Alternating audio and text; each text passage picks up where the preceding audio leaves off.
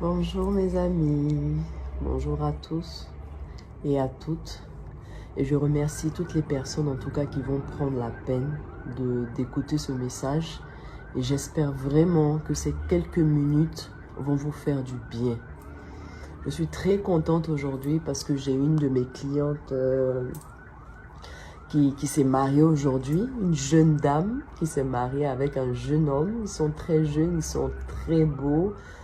Ils ont une grâce particulière dans leur vie, c'est que malgré leur jeunesse, ils auraient pu continuer à vivre comme ça et pas honorer Dieu, pas honorer la parole de Dieu, mais ils ont fait un autre choix, malgré leur jeunesse, malgré leur beauté, malgré leur argent. Ils ont décidé d'honorer la parole de Dieu, de se marier. Je rends gloire à Dieu. Mais vous savez, de nos jours, quand quelqu'un me dit « je vais me marier », je suis très contente.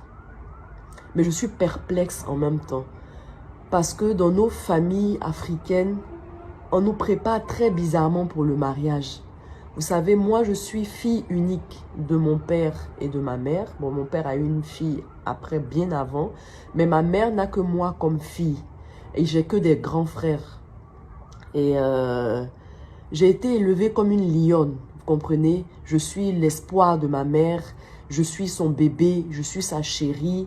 Vraiment, on ne doit pas m'écraser, on ne doit pas me parler mal, on ne doit pas, chez moi, je lavais pas les habits, je faisais pas la cuisine, on avait une nounou qui m'aidait à tout. C'est quand je suis partie à l'internat, gloire à Dieu, Dieu merci, que j'ai appris à faire mon lit, à faire mes habits, à laver mes habits, à tout faire moi-même. Et ça a été une bénédiction pour moi. Mais selon les familles, on nous élève d'une façon que le foyer, c'est pas facile. Parce que l'amour qui est là, il est patient. L'amour comprend beaucoup de choses. L'amour excuse beaucoup de choses. L'amour supporte beaucoup de choses. Mais on ne nous apprend pas ce caractère-là d'une femme. Surtout cette génération. Les femmes ont gros cœur. Parce que de toute façon, l'homme travaille. De nos jours, la femme est tout autant capable de faire. On a des femmes directrices, on a des femmes présidentes, on a des femmes PDG, on a des femmes CEO, on a des femmes qui font de l'argent. Et c'est un grand danger, moi je pense. Parce que quand une femme atteint un niveau de pouvoir, son humilité disparaît. Elle n'est plus humble, elle est orgueilleuse, elle est gonflée, elle est tout ça. Il n'y a pas de problème. Peut-être tu peux réussir dans le monde des affaires avec ce caractère. Mais dans le foyer, la maman, tu vas souffrir avec cette façon de faire. Tu vas souffrir avec cette façon d'être. Je t'assure, tu vas souffrir parce que l'homme est l'homme. Même si toi, tu es CEO là, et que lui, il est gardien, l'homme, c'est l'homme. The man is the man. Tu es obligé de le respecter, sinon ça ne va pas passer. Je disais la dernière fois à mon ami Boga, de Boga Prod, que je salue au passage, que j'ai expérimenté quelque chose. Mes premières années de mariage ont été très difficiles à cause de mon caractère. Je suis quelqu'un qui suis extrêmement indépendante. J'ai pas grandi avec mon père. Je me suis battue toute ma vie pour avoir la position que j'ai aujourd'hui. Et j'ai croisé mon mari, quoi, je sortais, peut-être j'avais 27 ans, par là, 28. Donc, j'étais déjà accomplie et j'avais déjà accompli beaucoup de choses dans ma vie. Je ne me suis pas réalisée dans le mariage, au fait. Je n'ai pas attendu un homme pour avoir une voiture. Je n'ai pas attendu un homme pour avoir une maison. Je n'ai pas attendu un homme pour travailler. Je n'ai pas attendu un homme pour vivre. Donc, j'étais déjà accomplie quelque part.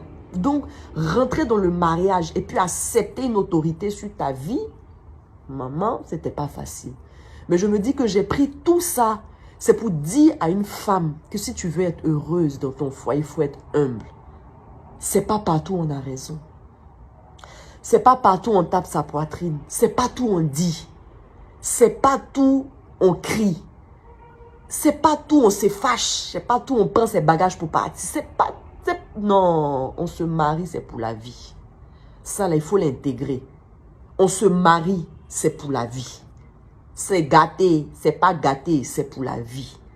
On peut se séparer un moment parce qu'il y a des femmes qui vivent des foyers difficiles de violence conjugale, psychologique. Vous pouvez prendre des distances. Mais sincèrement, la base du mariage, La Bible nous dit que personne ne sépare ce que Dieu a uni. Tu as choisi ton mariage, en tout ton mari, en tout cas je l'espère, qu'il ne t'a pas été imposé. Tu l'as choisi. Donc tu vas t'accrocher à ça. Tu vas être patiente.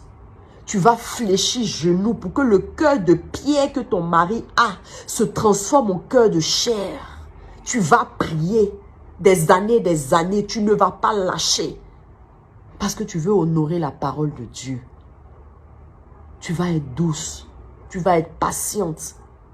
Ce n'est pas ton affaire, tu vas expliquer à toute ta famille, à tous tes amis. Non. Tu vas fléchir genoux et dire, Seigneur, voilà ce que mon mari m'a fait. Voilà, voilà, voilà. Donne-moi la force de pardonner et de passer à autre chose.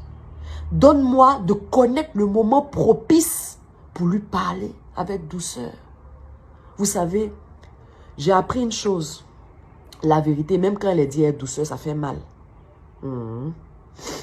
Même quand tu dis tu cherches le moment propice, tu te dis le soir, on est couché, on cause, je vais lui dire que ce qu'il m'a fait là. J'ai dit, oh, la vérité là, même dans la douceur, ça fait mal. Donc il faut accepter aussi les réactions en face, même s'il pète une casse. Il n'est pas câble électrique, mais souvent il pète les plombs. Il faut accepter. C'est qui est-ce que tu as déjà dit ton truc avec sagesse, intelligence, c'est rentré. Ça va travailler, il va crier peut-être, mais tu as déjà dit intelligemment. Tu sais que même s'il a fait, on s'en va exposer quelque part, je ne lui ai pas manqué de respect. J'ai dit ça comme ça va passer. Mais toi qui te maries, je te souhaite beaucoup de bonheur. C'est Dieu qui a institué le mariage, ce n'est pas nous.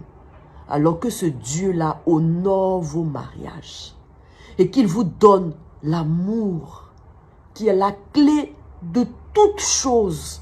L'amour même est la clé de ce monde. Le fondement de ce monde a été fait sur l'amour. Le don du Christ aux hommes a été fait sur la base d'amour. Tout est amour. De grâce, soyez remplis d'amour. Soyez patients.